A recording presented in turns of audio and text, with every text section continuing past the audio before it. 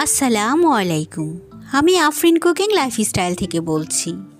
আবারও চলে এলাম আপনাদের মাঝে মজাদার একটি রেসিপি নিয়ে। আজকে তৈরি করব বটি কাবাব। খুবই সহজে কিন্তু এই কাবাবটা তৈরি করা যায়, আর ঘরোয়া মশলাই তৈরি করে নিতে পারেন। চলুন দেখে নেই। প্রথমে মাংসটাকে বটি বটি করে কেটে নিয়েছি। যেহেতু বটি কাবাব, তাই কেটে ধুয়ে পানি ঝরিয়ে নিয়েছি। এখন একটা মশলা তৈরি করে নিচ্ছি। 500 গ্রাম মাংসের জন্য যে পরিমাণ মশলা লাগে সেটাই নিচ্ছি। 2 টুকরো আদা, 4-5 কোয়া রসুন, 6টা এলাচ, 2 টুকরো দারচিনি, দিয়ে দিচ্ছি লবঙ্গ 4টা, জয়ত্রী ফুল দিয়ে দিচ্ছি 2-3টা, জয়ফল দেব খুবই সামান্য।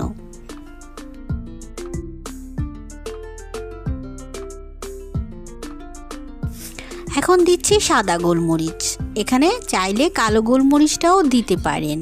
তেজপাতা দিয়ে দিলাম একটা, আর মিট টেন্ডারাইজার হিসাবে দিয়ে দিচ্ছি কাঁচা পেঁপে।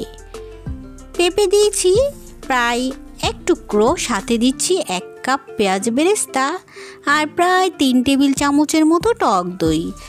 এখন এগুলোকে ভালো করে ব্লেন্ডারে মিক্স করে নিচ্ছি। চাইলে আপনারা কিন্তু এখানে গুঁড়ো মশলাটাও ব্যবহার করতে পারেন। ঘরে যদি গুঁড়ো মশলা থাকে সেটা দিয়ে দেবেন, কোনো সমস্যা নেই। দিয়ে দিলাম মরিচের গুঁড়ো, আর দিয়ে দিচ্ছি ধনিয়া গুঁড়ো, সাথে দিলাম হলুদের গুঁড়ো, সাথে দিচ্ছি গরম মশলা গুঁড়ি, লবণ দিয়ে এখন ভালো করে ব্লেন্ড করে রাখা মশলাটাকে দিয়ে মেখে নিচ্ছি।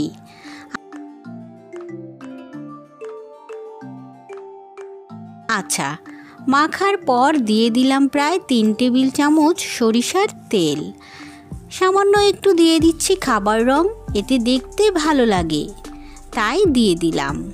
এখন ভালো করে মেখে ঢাকা দিয়ে রেখে দেব প্রায় 4 ঘন্টার জন্য। আপনারা চাইলে এটাকে নর্মাল ফ্রিজেও রেখে দিতে পারেন। আচ্ছা, ফিরে এলাম 4 ঘন্টা পর।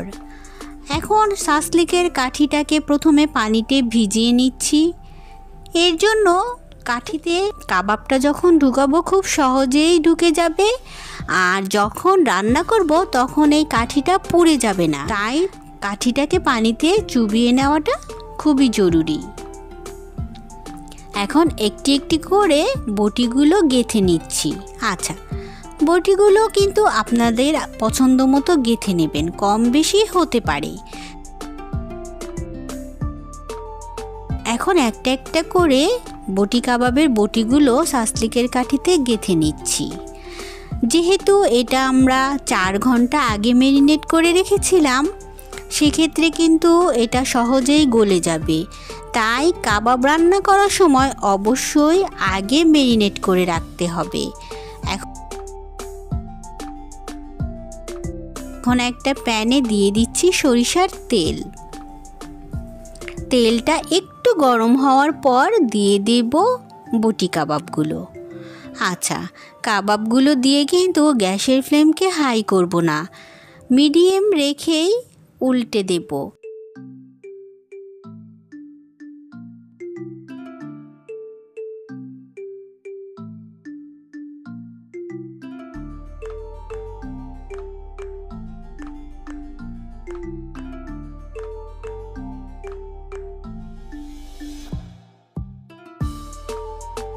এটাকে দিয়ে প্রথমে একটু উল্টে পাল্টে দেব, তারপরে কিছুক্ষণ পর পর বাকি মশলাটাকে একটা ব্রাশের সাহায্যে কিছুক্ষণ পর পর দিয়ে দেব। গ্যাসের ফ্লেম যেহেতু মিডিয়াম করা আছে, সেক্ষেত্রে কাবাবগুলো হতে একটু সময় লাগবে। তাই ধৈর্য ধরে প্রায় 30 থেকে 35 মিনিট এভাবে উল্টে পাল্টে ভেজে নিতে হবে।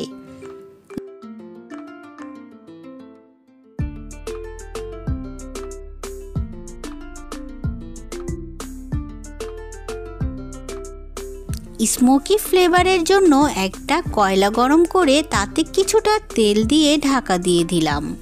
এই ধোঁয়া গন্ধটাই যেন মনে হবে কাবাবটা কয়লাতে করেছি। কাবাবে একটু কয়লা গন্ধ হলে খেতে ভালো লাগে। খুবই সহজে কিন্তু কাবাবটা ঘরে তৈরি করে নিয়েছি আর গলেও গিয়েছে খুব সহজে। এটা ম্যারিনেশন করে রাখলে খুবই সহজে গলে যায়। আর আমরা তো পেঁপে বাটা দিয়েছি।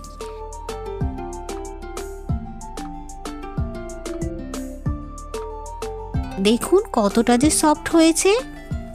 যদি আমার এই সহজ রেসিপিতে বটি কাবাবগুলো ভালো লাগে অবশ্যই বাড়িতে বানিয়ে নেবেন আর আমার চ্যানেলকে সাবস্ক্রাইব করে আমার পাশেই থাকবেন। আবার হাজির হব বরাবরের মতো নতুন নতুন রেসিপি নিয়ে। আল্লাহ হাফেজ।